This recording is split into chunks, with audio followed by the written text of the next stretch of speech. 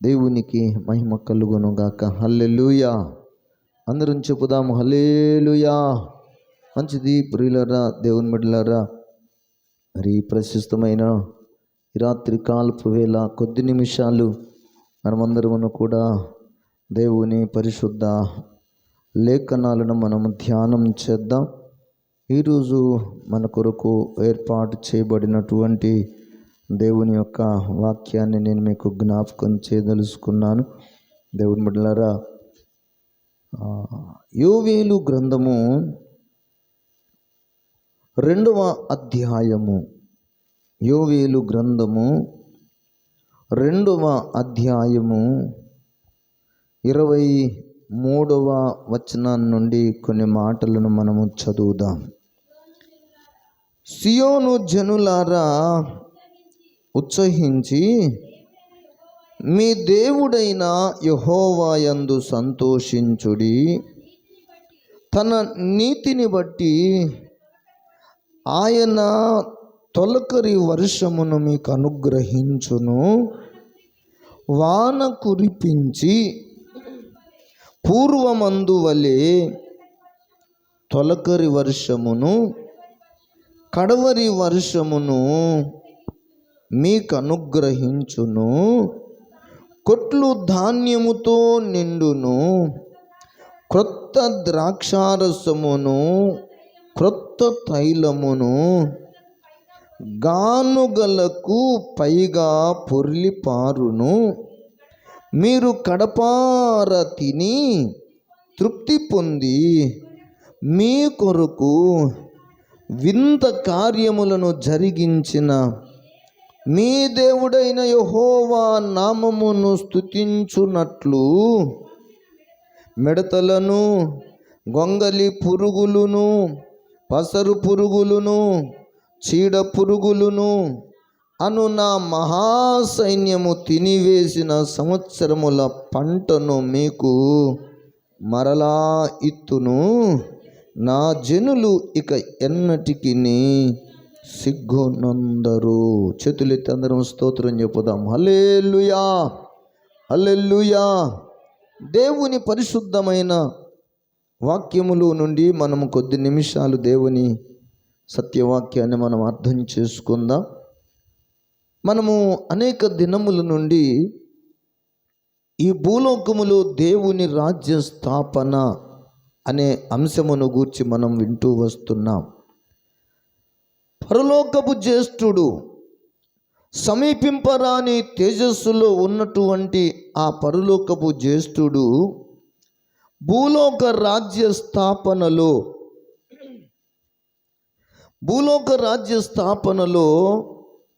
ఇది 6వ మెట్టుగా పరిశుద్ధాత్మ యొక్క కుమ్మరింపును గూర్చి మనము నేర్చుకోవడానికై ఈ రాత్రి వేళ దేవుని సన్నిధిలో వేచి ఉన్నాం. స్తోత్రం చెప్పుదాం. హల్లెలూయా, హల్లెలూయా. పరలోకపు జ్యేష్ఠుడు భూలోక దేవుని రాజ్య స్థాపనలో ఇది 6వ మెట్టుగా పరిశుద్ధాత్మ కుమ్మరింపును గురించి మనం చదువుతూ వచ్చాం. అంటే ఇప్పుడు 6వ మెట్టు అంటే ఎన్ని మెట్లు మనం ఇంతకు ముందు చదివాము చూసాము అంటే 5 మెట్లు మనము పరిశుద్ధ గ్రంథములో నుండి చదివాం. పరలోకము దేవుని రాజ్యము భూలోకములో స్థాపించబడడానికి మొదటి మెట్టు యేసుక్రీస్తు జననము. 2వ మెట్టు జ్యేష్ఠుడనబడిన పరలోకపు జ్యేష్ఠుడనబడిన ఈ భూలోకములో జన్మించిన ప్రభువైన యేసుక్రీస్తు యొక్క పరిశుద్ధ జీవితము, అది 2వ మెట్టు. 3వ మెట్టుగా యేసుక్రీస్తు యొక్క మరణమును గూర్చి మనం చెప్పుకున్నాం. 4వదిగా ప్రభువైన యేసుక్రీస్తు పునరుద్ధానాన్ని గూర్చి నేర్చుకున్నాం. 5వ మెట్టుగా ప్రభువైన యేసయ్య పరలోక ఆరోహణాన్ని గూర్చి మనము చెప్పుకున్నాం. ఇప్పుడు 6వ మెట్టుగా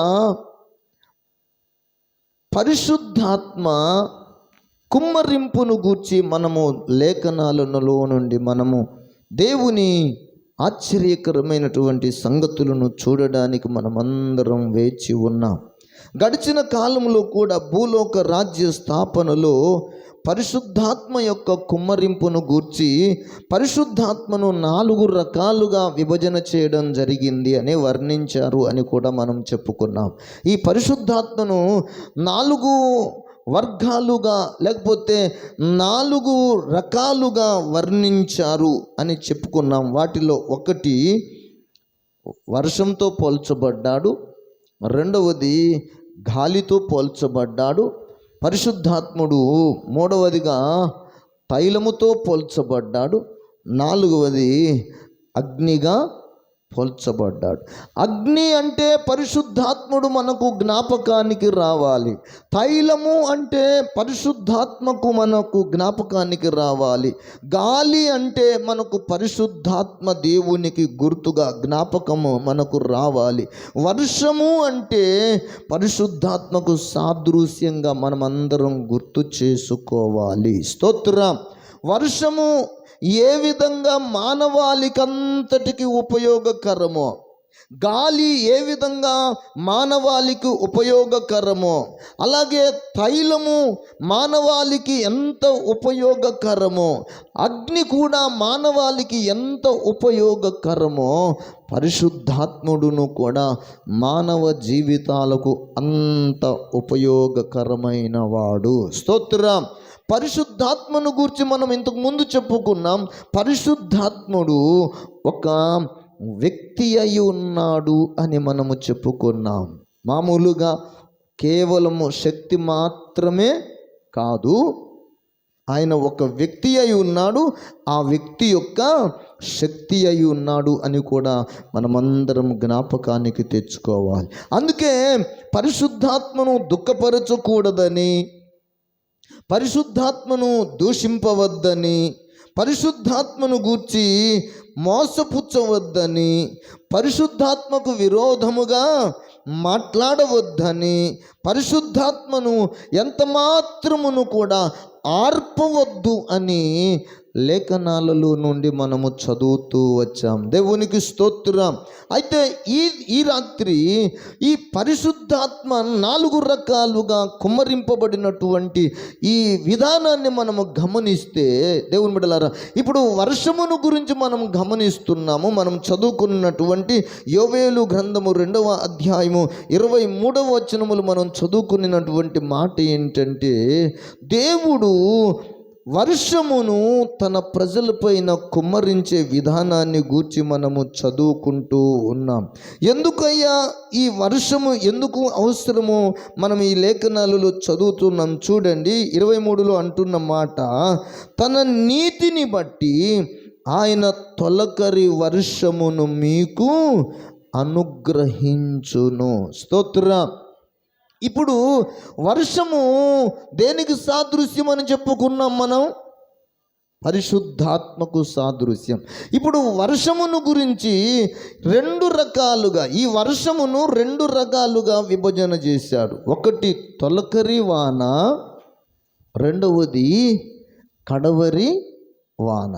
స్తోత్రం. తొలకరి వాన ఎందుకు, కడవరి వాన ఎందుకు అని మనం ప్రశ్నించుకుంటే, ఇదిగో ఈ ప్రశ్నకు పరిశుద్ధ లేఖనాలు మనకు చాలా స్పష్టంగా జవాబు చెప్పుతూ ఉన్నాయి. తొలకరి వాన ఎందుకు కురిపించబడాలి? ఈ తొలకరి వాన వలన మనకు కలిగే లాభం ఏమిటి?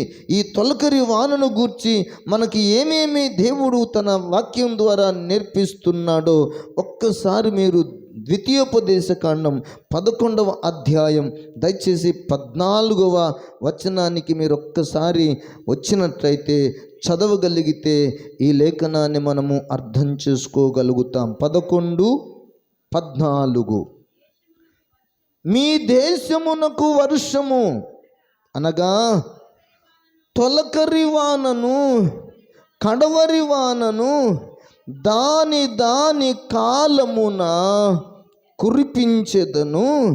అందువలన నీవు నీ ధాన్యమును, నీ ద్రాక్ష రసమును, నీ నూనెను కూర్చుకొందువు. దేవునికి స్తోత్రం. దేవుడు అంటున్నాడు తన ప్రజలైన ఇశ్రాయేలీలతో, దేవుడు తన ప్రజలైన ఇశ్రాయేలీలతో చెప్పుతున్న మాట, ఇదిగో మీరు నది దాటి స్వాధీనపరచుకొనుటకు వెళ్ళుచున్న దేశము కొండలు లోయలు గల దేశము, అది ఆకాశ వర్ష జలము త్రాగును, అది మీ దేవుడైన యెహోవా లక్ష్య పెట్టు దేశము. స్తోత్రం. నీ దేవుడైన యెహోవా కన్నులు సంవత్సరాది మొదలుకొని సంవత్సరాంతము వరకు ఎల్లప్పుడూ అదిగో ఆ దేశము మీదనే ఉంటుంది అని దేవుడు చెప్పుతూ 14వ వచనంలో ఏమంటున్నాడంటే, మీ దేశమునకు వర్షమును అనగా తొలకరి వానను కడవరి వానను దాని దాని కాలమున కురిపించెదను. స్తోత్రం.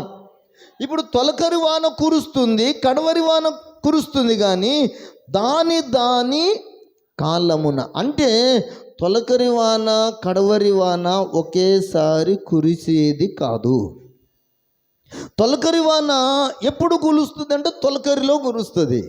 కడవరి వాన ఎప్పుడు కురుస్తుంది అంటే కడవరిలోనే కురుస్తుంది అని చెప్పొచ్చు. కానీ ఈ తొలకరి వాన ఎప్పుడు కురుస్తుందో పరిశుద్ధ బైబిల్ గ్రంథం మనకు తెలుపబడుతున్న మాట.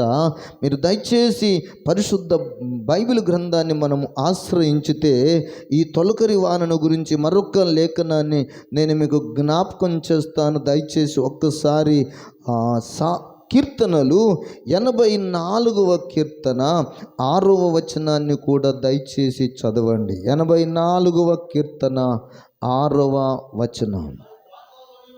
వారు బాకాలోయలో పడి దానిని జలమయముగా చేయుదురు, తొలకరి వాన దానిని దీవెనలతో కప్పును. స్తోత్ర. తొలకరి వాన ఉపయోగం ఏమిటి? తొలకరి వాన ఎందుకు కురవాలి? తొలకరి వాన కురవటం వలన ఉపయోగం ఏమిటి అని మనము జ్ఞాపకం చేసుకుంటే ఈ 84వ కీర్తన 6వ వచనంలో చెప్పబడుతున్నమాట, తొలకరి వాన దానిని దీవెనలతో నింపును. స్తోత్ర. హల్లెలూయా. దీవెనలతో నింపును. ఏమిటి దీవెనలు? ఏ సంబంధమైన దీవెనలు? ఇక్కడ మనం చెప్పుకుంటున్నటువంటి ఈ వర్షము గమనించండి, భూ సంబంధమైన అక్షరానుసారమైన వర్షమును మాత్రం మీరు అనుకోవద్దు. ఇప్పుడు మనము దేవుని రాజ్య స్థాపన ఈ భూమి మీద బలముగా జరగాలి అంటే, దేవుని రాజ్య స్థాపన ఈ భూమి మీద విస్తరించబడాలి అంటే, దేవుని రాజ్య స్థాపనలో భూమి మీద దేవుని సంఖ్య, దేవునిని నమ్మిన వారి సంఖ్య విస్తరింపబడాలి అంటే ఖచ్చితంగా ఈ భూమి మీద దేవుని రాజ్య స్థాపన కొరకు దేవుడు తన పరిశుద్ధాత్మ అనే వర్షమును భూమి మీద కురిపించడానికి ఇష్టపడుతున్నాడు. పరిశుద్ధాత్మ ఎప్పుడైతే కుమ్మరింపబడుతుందో దేవుని రాజ్య స్థాపన బలముగా జరుగుతుంది, దీవెనలతో నింపబడుతుంది. స్తోత్రం. దీవెనలతో నింపబడుతుంది, వరములతో నింపబడుతుంది, ఆత్మ సంబంధమైన ఫలముతో నింపబడుతుంది.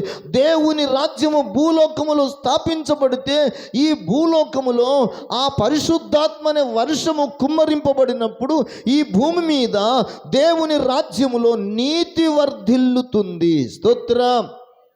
ఒకటి నీతి వర్ధిల్లుతుంది, రెండవది సమాధానం వర్ధిల్లుతుంది, మూడవది అందరి హృదయాలలో పరిశుద్ధాత్మ కుమ్మరింపు జరిగితే అందరి హృదయాలలో ఉన్న దుఃఖము తొలగిపోయి, వేదన తొలగిపోయి, వారందరి జీవితములలో ఇదిగో సంపూర్ణమైన సంతోషం వారి జీవితాలలో కలుగుతుంది. స్తోత్రం. అందుకే తొలకరి వానను దేవుడు కురిపించాలని ఆది నుండి తన పరిశుద్ధ ప్రవక్తల నోట పలికించిన మాట నెరవేర్పు జరిగే సమయం ఎప్పుడయ్యా అంటే, దేవుని బిడ్డలారా, ఇదిగో మనం ఇంతకు ముందు చెప్పుకున్నటువంటి 5 రకాల మెట్లు ఎక్కిన తర్వాత ఇప్పుడు 6వ మెట్టుగా మనం చదువుతున్నాం పరిశుద్ధాత్మ కుమ్మరింపు. ఈ పరిశుద్ధాత్మ కుమ్మరింపులో 2 భాగాలు, ఒకటి తొలకరి వాన, రెండవది కడవరి వాన. ఈ తొలకరి వాన ఎందుకు అంటే, మీరు ఒక్కసారి మత్తయి సువార్తలోనికి రండి. మత్తయి సువార్త 24వ అధ్యాయము 38వ వచనాన్ని దయచేసి చూడండి. మత్తయి సువార్త 24వ అధ్యాయము 38వ వచనం. జలప్రలయమునకు ముందుగా నోవహు దినములలో 27వ వచనం 37వ వచనం చూడండి. నోవహు దినములు ఎలాగు ఉండెనో మనుష్య కుమారుని రాకడయును అలాగే ఉండును. ఈ మాటను మనం ఒక్కసారి జ్ఞాపకం చేసుకుందాం. ఇక్కడ వ్రాయబడిన మాట, నోవహు దినములలో ఎలాగు ఉండెనో మనుష్య కుమారుని దినములలో కూడా అలాగే ఉందంట. అంటే ఆ మనుష్య కుమారుని దినాలలో, లేకపోతే నోవహు దినాలలో ఎలా ఉంది అంటే, ఇక్కడ అంటాడు, వారు తినుచు త్రాగుచు, తర్వాత పెళ్లి చేసుకొనుచు పెళ్ళికిచ్చుచూ నుండిరి అంటాడు. అలాగే లూకాసు వార్త 17:26 వచనంలో కూడా అక్కడ మనకు ఒక చక్కని మాట వ్రాయబడింది. ఏమిటయ్యా అంటే, ఈ భూమి మీద ఉన్న జనులందరూ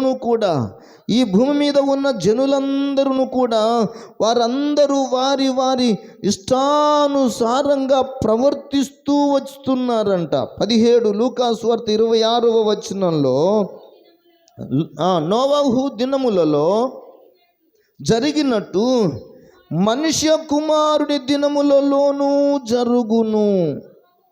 చూడండి, నోవహు ఓడలోనికి వెళ్ళిన దినము వరకు జనులు తినుచు త్రాగుచు పెళ్ళాడుచు పెళ్ళికియ్యబడుచు నుండిరి. భూమి మీద జనం ఎలా ఉన్నారంట? తినుచు త్రాగుచు పెళ్ళాడుచు పెళ్ళికి ఇయ్యబడుచు ఉన్నారంట. 28వ వచనములు అంటాడు, లోతు దినములలో జరిగినట్టును జరుగును. జనులు తినుచు త్రాగుచు కొనుచు అమ్ముచు నారు నాటుచు ఇండ్లు కట్టుచూ నుండిరి. అందరు బిజీ షెడ్యూల్. ప్రతి వాడును తన సొంత కార్యములనే చూసుకొనుచున్నారు కానీ భూమి మీద దేవుని రాజ్య స్థాపన జరగాలనే చింతన లేదు. యేసయ్య చెప్పాడు, మొదట నా నీతిని నా రాజ్యమును వెదకండి, అప్పుడు మీకు అన్ని అనుగ్రహించబడతాయని యేసయ్య చెప్పాడు. కానీ ఇప్పుడు ప్రస్తుత కాలంలో భూమి మీద దేవుడి నీతిని వెదికేవారు లేరు. భూమి మీద దేవుని రాజ్యాన్ని కోరుకునేవారు లేరు. దేవుని రాజ్యం అంటే ఏమిటి? నీతితో కూడినది. దేవుని రాజ్యం అంటే సమాధానముతో కూడినది. దేవుని రాజ్యం అంటే ఆనందముతో కూడినది. కానీ ఇప్పుడు దేశములో ఆనందం కోరుకోవటం లేదు. ఎంతవరకు వచ్చాడంటే, మానవుని స్వార్థం ఎంతవరకు పెరిగిందంటే, కనీసం తల్లిదండ్రులు ఉన్నారా, తల్లిదండ్రులు సంతోషంగా ఉన్నారా అనవసరం, భార్య సంతోషంగా ఉందా అనవసరం, బిడ్డలు సంతోషంగా ఉన్నారా అనవసరం. చివరికి ఎక్కడికి వచ్చాడంటే, తన సంతోషమే తనకు ప్రాముఖ్యం, తనకు సంతోషమే తనకు ప్రాముఖ్యం. ఇక మిగతా వాళ్ళ సంగతి ఏమన్నా కానివ్వండి అనేటటువంటి దౌర్భాగ్య స్థితిలోనికి మానవ జాతి అంతా నైతికంగా పతనమైపోయింది. అంత స్వార్థం పెరిగిపోయింది. సమాధానము, మనుషుల జీవితాలలో సమాధానం అనేది కరువైపోయింది. ఐక్యత అనేది కరువైపోయింది. భూమి మీద నీతి అనేది కరువైపోయింది. ఆనందము అనేది కరువైపోయింది. కానీ దేవుడు తన రాజ్య స్థాపన ఈ భూమి మీద చెయ్యాలని అనుకుంటూ ఉంటే ప్రజలందరూ ఎలా ఉన్నారంటే తినుచు త్రాగుచు కొనుచు అమ్ముచు వారు నాటుచు ఇండ్లు కట్టుకుంటూ పెళ్ళాడుచు పెళ్లి చేసుకుంటూ ఇదిగో ఈ భూమి మీద ఇలాగ జీవిస్తున్నటువంటి ఈ జీవిత దినాలు మనుష్య కుమారుని దినములలో ఈ భూమి మీద దేవుని రాజ్య స్థాపన జరగడానికి దేవుడు పరిశుద్ధాత్మ వర్షమును కురిపించాలని కోరుకుంటూ వచ్చాడు. స్తోత్రం. పరిశుద్ధాత్మ కుమ్మరింపు జరిగితేనే, పరిశుద్ధాత్మ కుమ్మరింపు భూమి మీద జరిగితేనే దేవుని రాజ్యము బలముగా స్థాపించబడుతుంది. హల్లెలూయా. బలముగా స్థాపించబడుట మీరు జ్ఞాపకం చేసుకోండి. బలముగా స్థాపించబడితే దానిని ఎవడును కూల్చలేడు. ఇసుకలో కట్టబడినది ఏమవుతుందంటే గాలి వచ్చెను, వర్షం కురిసెను, వరదలు వచ్చెను, గాలి విసిరెను, దానిని కొట్టెను. అప్పుడు అది ఏమైపోయిందంట? కూలిపోయింది. ఎందుకు అంటే అది బలముతో నిండినది కాదు. కానీ బండ మీద కట్టబడినది అయితే వర్షం వచ్చినా, గాలి వీచినా, తుఫాను వచ్చినా అది బండ మీద పునాది మీద కట్టబడినది గనుక అది ఎంత మాత్రమును కూలిపోదు, అది స్థిరపరచబడుతుంది. అలాగే దేవుని రాజ్యము భూమి మీద స్థిరముగా స్థాపించబడాలి అంటే పరిశుద్ధాత్మ అనే వర్షము కుమ్మరింపబడాలి. ఈ పరిశుద్ధాత్మ వర్షము కుమ్మరింపబడితే దేవుని రాజ్యము బలముతో స్థిరపరచబడుతూ ఉంటుంది. అందుకే ఈ పరిశుద్ధాత్మ కుమ్మరింపులో 2 భాగాలుగా మనకు యోవేలు ప్రవక్త తెలియపరుస్తున్నాడు. దేవుని యొక్క లేఖనాలలో ఇదిగో ద్వితీయోపదేశకాండంలో కూడా తొలకరి వాన కడవరి వాన అని మనం చదువుతున్నాము. అలాగునే ఒక్కసారి మీరు దయచేసి ఇర్మియా గ్రంథము 5వ అధ్యాయము 24వ వచనాన్ని కూడా మీరు చూడగలిగితే దేవుని బిడ్డలారా, దేవుడు మన కొరకు చెప్పబడినటువంటి ఆ మాటలలో తొలకరి వర్షమును గురించి మనం చూడగలుగుతాం. 5వ అధ్యాయము 24వ వచనం.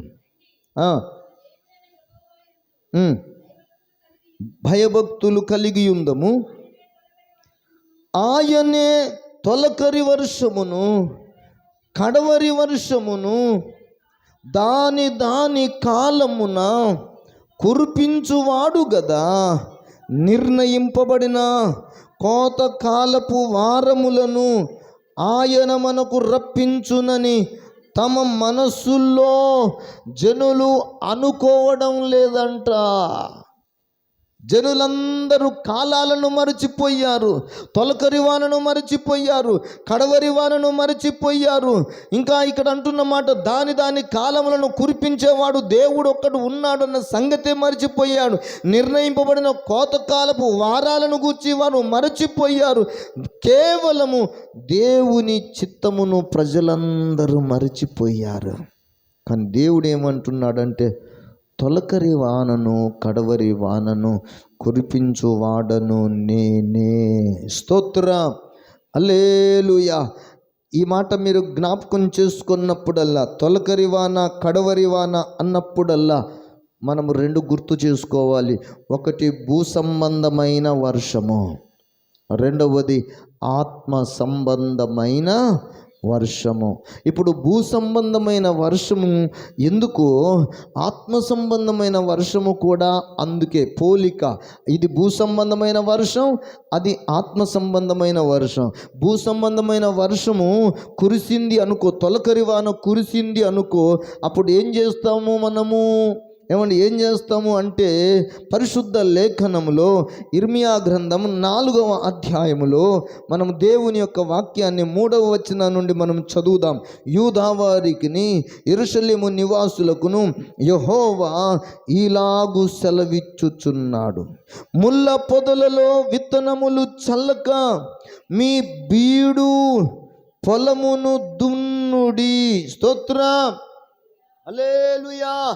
తొలకరి వాన ఎందుకు కురవాలి అంటే, భూమి సారవంతమైన భూమి, నివాసయోగ్యమైన భూమి, దేవుడు కలుగజేసిన ఈ సారవంతమైన నివాసయోగ్యమైన భూమి అంతయును కూడా ఏ భూమిగా మారిందంట? ఏ భూమి అంటండి? బీడు భూమి. బీడు భూమి. ఈ బీడు భూముల వలన ప్రజలు బ్రతుకుతారా? బీడు భూముల వలన ఏం బ్రతుకుతాయి? పశువులు బ్రతుకుతాయి, కానీ మనుషులు మాత్రం బ్రతకరు. ఇప్పుడు బీడు భూములు అంటే మీరు జ్ఞాపకం చేసుకునండి, ఎండిన నేల బీడు భూమిగా మారిపోతుంది. ముళ్ళ పొదలతో ఉండినటువంటి నేల బీడు భూమిగా మారిపోతుంది. రాతి సంబంధమైన నేల బీడు భూమిగా మారిపోతుంది. ఇప్పుడు బీడు భూముల వలన ప్రజలు బ్రతకడానికి అనుకూలమైన నేలలు కాదు. ఇప్పుడు బీడు భూమి, ఇంతకుముందు అది సారవంతమైంది, ఇంతకుముందు అది శ్రేష్టమైనది, ఇంతకుముందు అది చాలా చక్కని పంట పండింది. కానీ ఇప్పుడు వర్షములు లేనందువలన భూమి అంతా ఏమైపోయిందంటే బీడు భూమిగా మారింది. ఆ బీడు భూములు మాత్రమే కాక మరలా దేవుని వాక్యం మనకు తెలియచేస్తుంది ఏంటంటే, ఆ బీడు భూముల్లో గచ్చ పొదలు మొలిశాయంట. అది రాతి నేలగా మార్చబడిందంట.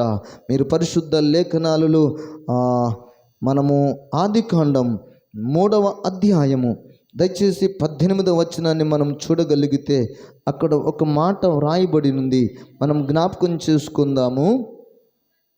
అది ముళ్ళ తుప్పలను గచ్చ పొదలను నీ కొరకు అది మొలిపించును, పొలములోని పంట తిందువు, నేలను తిరిగి చేరు వరకు నీవు ముఖపు చెమట కార్చి ఆహారమును తిందువు, ఏలయనగా నేల నుండి నీవు తీయబడితివి, నీవు మన్నే గనుక తిరిగి మన్నైపోదువని చెప్పాను. ఈ మాట మనము జ్ఞాపకం చేసుకుందాము. ఆదాము దేవుని ఆజ్ఞను అతిక్రమించిన తరువాత ఆదాము నిమిత్తమై నేల అంతయును కూడా ఏమైందంట? శపింపబడినది. భూమి అంతా బీడు భూమి అయిపోయింది. ఆ బీడు భూమి అంతయును కూడా శపించబడింది. శపించబడిన కారణము చేత అది ముళ్ళ తుప్పలను గచ్చ పొదలను నీకు మొలిపించింది. ఇంకొక మాట అంటాడు, అది ఆ భూమి లేకపోతే ఆ నేల ఎలా మార్పు చెందిందంటే అది రాతిలాగా బిగుసుకుపోయింది.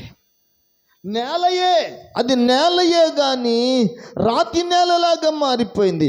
అది ఒకప్పుడు సారవంతమైన నేలయే కానీ అది ముళ్ళ తుప్పలతోనూ గచ్చ పొదలతోనూ నిండింది.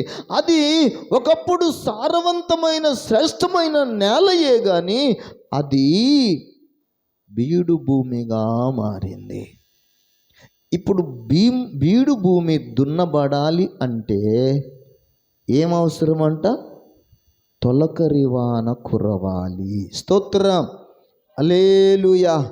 ఇప్పుడు ఈ బీడు భూమి, గచ్చపొదలు, రాతి హృదయం లేకపోతే రాతి గుండె అనే విషయాలను మనం చూస్తే మానవులందరూ నీతికి బదులు శాపం తెచ్చుకున్నారు. మానవులు మెత్తని మాంసపు గుండె కలిగినటువంటి, కరుణ కలిగినటువంటి మనుషులు కఠినాత్ములైపోయారు. అందుకే దేవుని యొక్క వాక్యము మనకు ఇలాగూ సెలవిస్తుంది. మీరొక్కసారి మరలా ఇర్మియా గ్రంథం 4వ అధ్యాయం 3వ వచనములోనికి వచ్చి చూచినట్లయితే దేవుని బిడ్డలారా, అక్కడ దేవుడు అంటున్నాడు, ఇదిగో అవిధేయులయ్యుండుట మానుకొని మీ దుష్ట క్రియలను బట్టి ఎవడును ఆర్పివేయలేనంత నా ఉగ్రత అగ్నివలే కాల్చకుండునట్లు యూదావారులారా, యెరూషలేము నివాసులారా, యెహోవాకు లోబడి ఉండుడి. దేవుని బిడ్డలారా, మనం జ్ఞాపకం చేసుకుందాం. ఈ రాత్రి కాలపు వేళ దేవుని వాక్యం మనకు సెలవిస్తున్నమాట. పరిశుద్ధాత్మ దేవుని కుమ్మరింపు ఈ భూమి మీద ఎందుకు జరగాలంటే, దేవుని రాజ్య స్థాపన బలముగా జరగడానికి పరిశుద్ధాత్మ కుమ్మరింపు అవసరం. ఈ పరిశుద్ధాత్మ కుమ్మరింపబడితే బీడు భూములు ఏమవుతాయంట? దున్నబడతాయి. భూమి దున్నబడాలంటే వర్షం కురవాలి. వర్షం కురిస్తేనే దున్నడానికి వీలుగా ఉంటుంది. లేకపోతే వర్షం పడకపోతే దున్నడం అనేది సాధ్యమవుతుందా? అంటే ఇప్పుడు ఈ నేల దున్నబడుట అంటే ఇది నాగలికి లోబడుతుంది అని అర్థం. ఇది పంటకు అనుకూలమైన నేలగా మార్పు చెందుతుంది. మీరు జ్ఞాపకం చేసుకుని, ఇప్పుడు రైతు విత్తనం వెయ్యాలి అంటే తొలకరి వాన కొరకు చూస్తాడు. తొలకరి వాన ఎప్పుడైతే పడిందో ఆ ఎండిన నేల ఆ బీడు నేల అది దున్నబడడానికి యోగ్యమైనదిగా మెత్తగా మారిపోతుంది. స్తోత్రం. అంతకుముందు రాతిలాగా బిగుసుకుపోయిన నేల, అంతకుముందు కఠినంగా ఉన్న నేల, అంతకుముందు శాపగ్రస్తమైన నేల ఎప్పుడైతే తొలకరి వాన కురిసిందో అప్పుడు అదేమవుతుందంటే మెత్తనైపోతుంది. దుక్కి దున్నడానికి అనుకూలంగా ఉంటుంది. మీరు చూడండి, దుక్కి దున్నిన తర్వాత అందులో ఉన్నటువంటి ముళ్ళ పొదలు, లేకపోతే గచ్చ పొదలు, లేకపోతే ప్రతి విధమైనటువంటి కలుపు మొక్కలన్నీ ఏరి పారవేసిన తరువాత అందులో విత్తనం వేస్తే అది 30, 60, 100 వంతుల పంట పండుతుంది. స్తోత్రం. హల్లెలూయా. పరిశుద్ధాత్మని వర్షము కూడా మానవ హృదయాలలో, మానవ జీవితాలలో పరిశుద్ధాత్మ కుమ్మరింపు ఎప్పుడైతే జరుగుతుందో అప్పుడు మానవ హృదయాలలోని బీడు భూమి పగలగొట్టబడుతుంది. హృదయము రాతి గుండె పగలగొట్టబడుతుంది. మానవ హృదయము కఠినపరచబడిన రాతి గుండెలాగా, బీడు భూమిలాగా, ఆ యొక్క శాపగ్రస్తమైనటువంటి గచ్చపొదల వలె ఉన్నటువంటి ఆ నేల, అంటే మానవ హృదయము ఎప్పుడైతే తొలకరి వాన కురిసిందో అప్పుడు నీతి ఫలించున్నట్లుగా ఉంటుంది అని దేవుని వాక్యములో మనము చూడగలుగుతాము. దేవునికి స్తోత్రం. హల్లెలూయా. దయచేసి ఒక్కసారి మనము జ్ఞాపకం చేసుకుందాం. జకర్యా గ్రంథములోని మాట, జకర్యా గ్రంథములోని ఒక మాటను నేను మీకు జ్ఞాపకం చేయదలిసాను. దయచేసి చదవండి.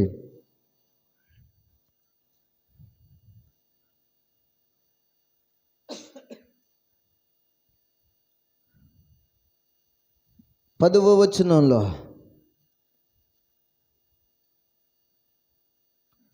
జకర్యా గ్రంథం 10వ అధ్యాయం 1వ వచనం.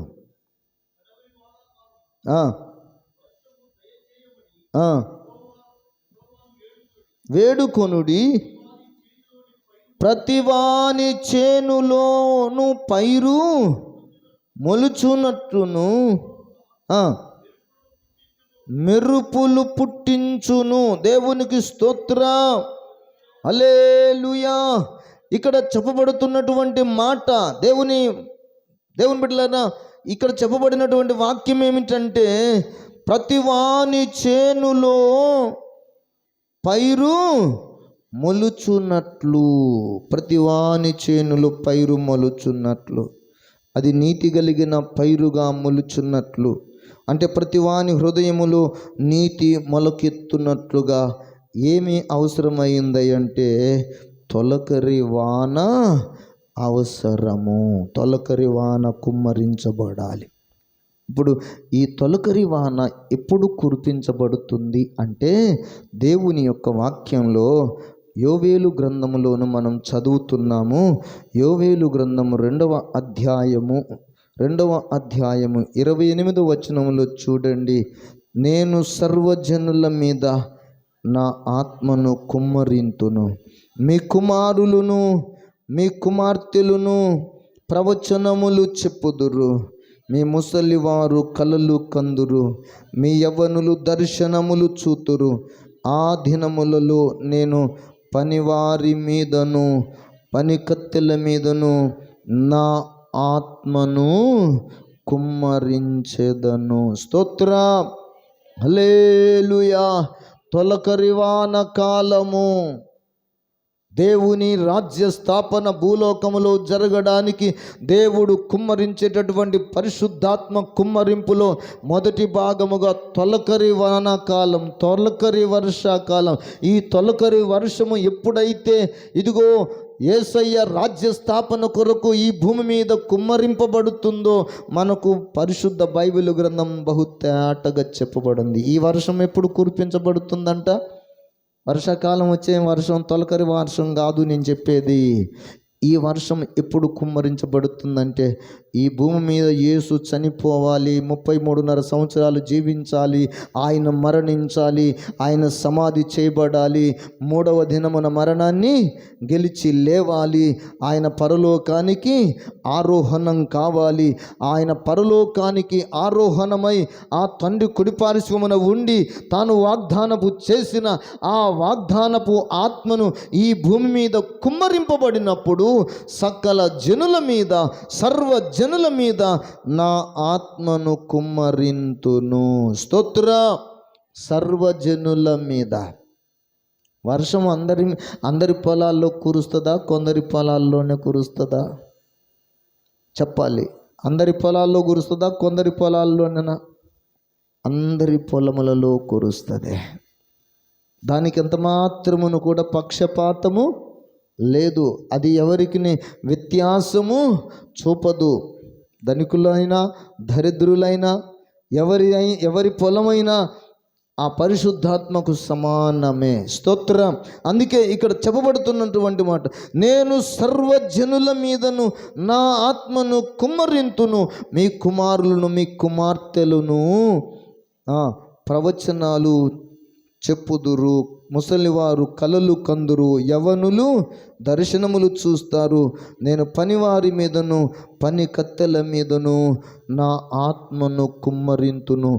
ఈ ప్రవచన యోవేలు వ్రాసినటువంటి ఈ ప్రవచన వాగ్దానాలు ఖచ్చితంగా మనము అపోస్తలుల కార్యాలు 2వ అధ్యాయములో మనము చూడగలుగుతాం.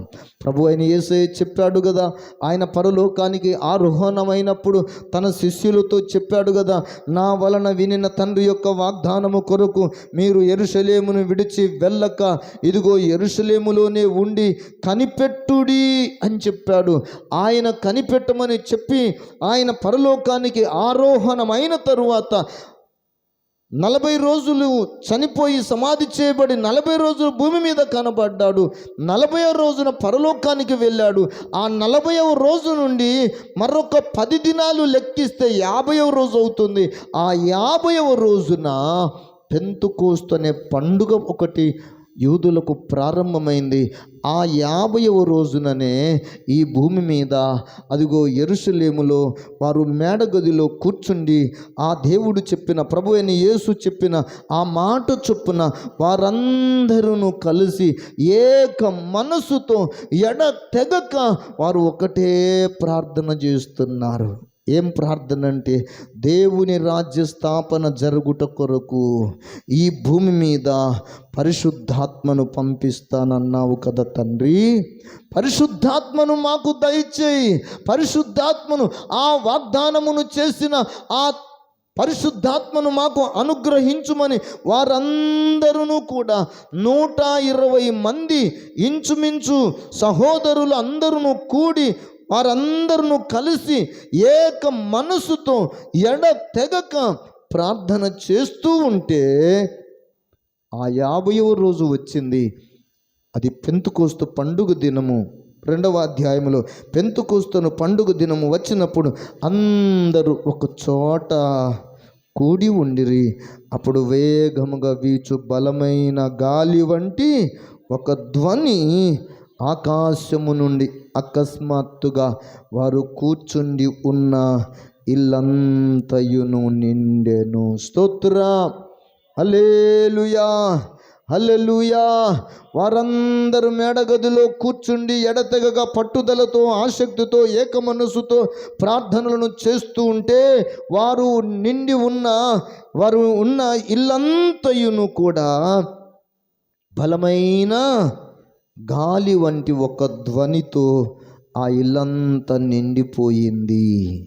ఆ తరువాత అగ్ని జ్వాలల వంటి నాలుకలు విభాగింపబడినట్టుగా వారికి కనబడి వారిలో ఒక్కొక్కని మీద వ్రాలగా అందరూ పరిశుద్ధాత్మతో నిండిన వారై ఆ ఆత్మ వారికి వాక్శక్తి అనుగ్రహించిన కొలది వారందరూ కూడా అన్య భాషలతో మాటలాడసాగిరి. దేవునికి స్తోత్రం. ఇప్పుడు పరిశుద్ధాత్మ వారు కూర్చున్న గదిలోనికి ఎలా వచ్చిందంట? బలమైన గాలి వంటి ఒక ధ్వని. గాలి అంటే ఎవరికి సాదృశ్యం అని చెప్పుకున్నాం మనము? గాలి పరిశుద్ధాత్మకు సాదృశ్యము. రెండవది అగ్ని పరిశుద్ధాత్మకు సాదృశ్యము. మూడవది వర్షము పరిశుద్ధాత్మకు సాదృశ్యము. మధ్యలో ఇంకొకటి ఆగిపోయింది. ఏంటది? తైలము పరిశుద్ధాత్మ అభిషేకమునకు ఆ తైలము సాదృశ్యంగా మనకు కనబడుతుంది. ఇక్కడ రెండు పరిస్థితులను మనకు చూపిస్తాడు. ఒకటి బలమైన గాలి, రెండవది విభాగింపబడిన అగ్ని జ్వాలలు. ఈ అగ్నితోనూ ఇదిగో నా వెనుక వచ్చుచున్నవాడు నాకంటే శక్తిమంతుడు గనుక ఆయన మీకు పరిశుద్ధాత్మలోను అగ్నితోనూ మీకు బాప్తిస్మమును ఇచ్చును అని ఆ బాప్తిస్మమునిచ్చు యోహాను చెప్పిన మాట అక్షరాలుగా ఇదిగో ఇక్కడ నెరవేర్పు మనం చూడగలుగుతున్నాం. అలాగే యోవేలు ప్రవక్త ద్వారా పలుకబడినటువంటి ఈ వాక్యాన్ని మనము నేర్చుకోగలుగుతున్నాం.